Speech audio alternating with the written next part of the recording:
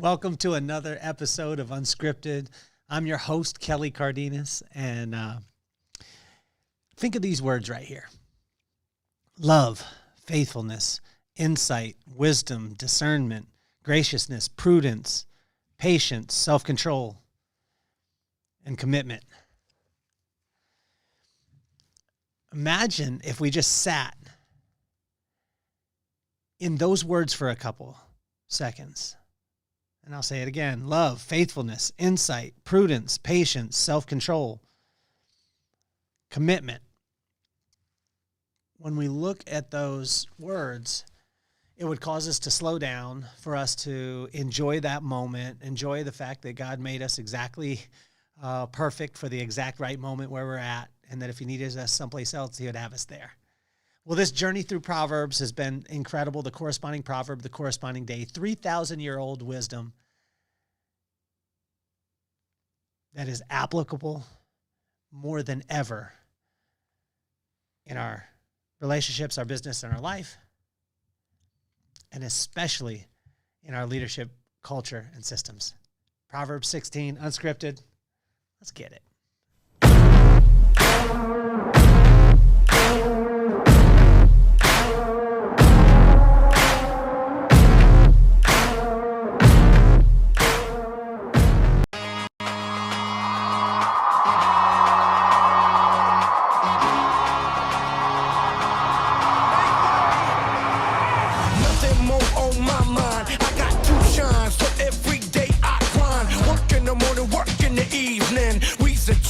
Cause we believing it's for certain. We put the work in.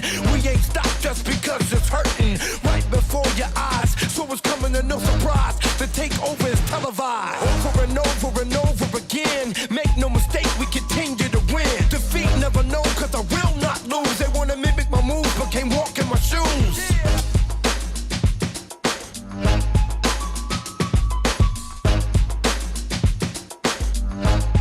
Station identification, Proverbs 16, unscripted. If you haven't subscribed to the channel on YouTube, go ahead and click that link. On Spotify too, I need your love. Go ahead and download the episode. If you're listening on Apple, I want to thank you. I want to thank all of you for helping the podcast to get in the top 1% globally. And I want to thank our sponsors, Mr. Chris Nagel with Private Money Club and Money School, and Mr. Jim DiGiulio with Volvo Cars of Las Vegas, Finley Volvo Cars of Las Vegas. It helped me to realize that it wasn't about the transactions that I did, but the relationships that would last a lifetime. So what I want to encourage you to do too is to comment, send in comments and questions. I have questions on these things. And as I go through and as I study them, I find that it again starts to read me more. I invite you to follow through in the book of Proverbs, whatever Bible you have. And again, this is not from a religious standpoint. This is from a relationship standpoint. Make sure that you get in the word, and the word will start translating to exactly where you are at. Read it out loud. Just read one page a day, or just one proverb a day. The corresponding proverb, corresponding day, 3,000-year-old wisdom that comes from God, which is incredible. So let's jump right in. The words that we're going to cover today, and Proverbs 16 will cover, is love, faithfulness, insight, wisdom, discernment, graciousness, prudence, patience, self-control, and commitment. And the things that it's going to combat, what I found, was worry, anxiety, and stress. Worry, anxiety, and stress. And we all go through them, whether it be personally, professionally, spiritually, or financially. I find myself in these places where the worry will take my focus off of God. The anxiety take my focus off God. And the stress take my focus off God. And all he wants is our attention. And so let's jump right in. Point number one is God's will. And this one is amazing because it's in verse 1 through 6. I'll read this. To humans belong the plans of the heart, but from the Lord comes the proper answer of the tongue. All a person's ways seem pure to them, but the motives are weighed by the Lord. Commit to the Lord whatever you do, and he will establish your plans. The Lord works out everything in its proper end, even the wicked for the day of disaster. The Lord detests all the proud of heart. Be sure of this, they will not go unpunished. Verse 6, through love and faithfulness, sin is atoned for. Through the fear of the Lord, evil is avoided. And so what I wrote down in this is God's will. Like, think of this. There's three parts to it. God's will, God's plan, and then God's timing. Now, God's will is generally not in line with our will. God's plan, it definitely doesn't turn out the way that we think it's going to. And I can tell you this from a business standpoint, from a personal standpoint, there is no way that I could have wrote out my life and said, hey, I'm going to do this. And it's people will say, you know, if you just write out the plan, you just work the plan all the time. But there's going to be hiccups. There's going to be life. And that's the thing that all of us are playing in. And that's where when I say sometimes, 99.99999% of the time, the challenges are going to happen is that we're going to be at odds with the plan because we think that the plan should go this certain way. But imagine this, it's God's will, it's God's plan, it's God's timing. And I wrote down here, when I was reading this, I wrote down Mike Tyson because Mike Tyson said, we all have a plan until we get punched in the mouth. And the way that we get punched in the mouth is through life. How many of us have ever had the perfect wedding, the perfect, storybook marriage or life or financial situation, and then bang, something happens and we think, oh my gosh, I got hit out of left field. Guys, that's just the way that life goes. And I know this growing up as a kid that lived in, probably 12 or 13 different residences, didn't live in the same house for more than 3 years. Constantly on the move, didn't put up posters in my room because I didn't know when we were going to actually leave. But the one thing that I did know was that all the prayers that my mom and my pops had for me helped me to realize that it was not my will, it was God's. It was not my plan, it was God's. And it was not my timing, which was the most challenging. But we all have a plan until we get punched in the mouth. And that's in verse 9 and verse 11 and verse 32 and verse 1 through 6. So check that out. Point number 2 is I wrote money in the bank, and this comes from verse number 7.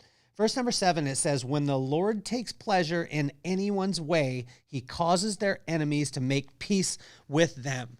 Imagine if your enemies, imagine if all the people, the challenging people, and I tell you, probably one of the hardest places ever to be able to put the podcast has been YouTube. I've got more nasty comments on YouTube than anything ever. But what I realize is that my enemies will make peace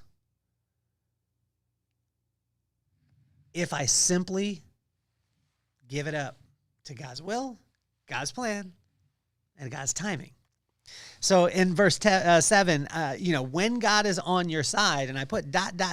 when God's on your side, there's no one that can stand against you. There's no plan. There's no nothing. There's no insight. There's no wisdom that could stand against his will.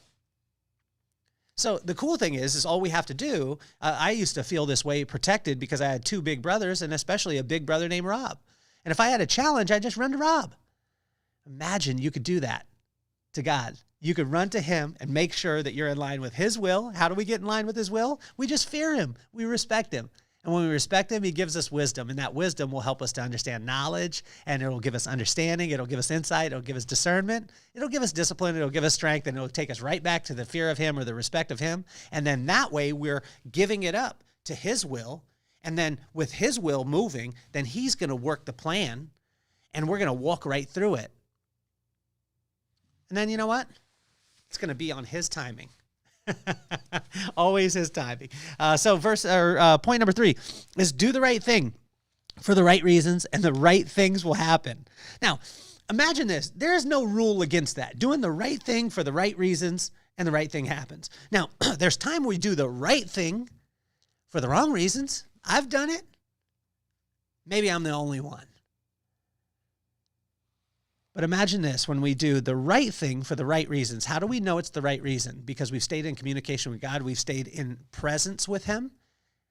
And we've had a relationship, not a religion, not a ritual trying to get to him. I'm going to do this and do this and do this, God. No, he said that he doesn't care as much about the sacrifice that you do as opposed to the prayers. It's a heart condition. Do the right things for the right reasons, and the right things will happen. This comes in verse 8. In verse 8, better little with righteousness than much gain with injustice.